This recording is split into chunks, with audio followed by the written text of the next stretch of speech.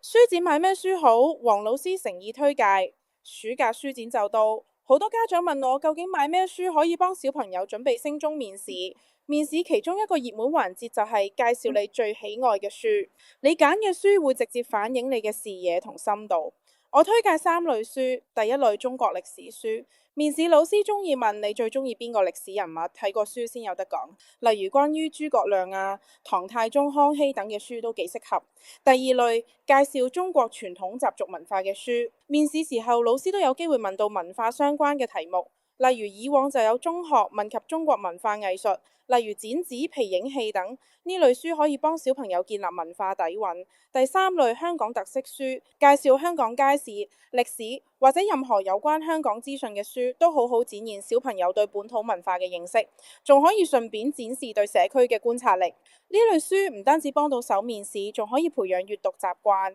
一舉兩得，快啲去書展睇下啦！臨尾買下廣告先，我哋嘅作品24味喺書展都會發售，而我喺7月19日4點半到5點仲會喺現場同大家見面，我哋預備咗啲小禮物，買咗書就送俾大家，到時見。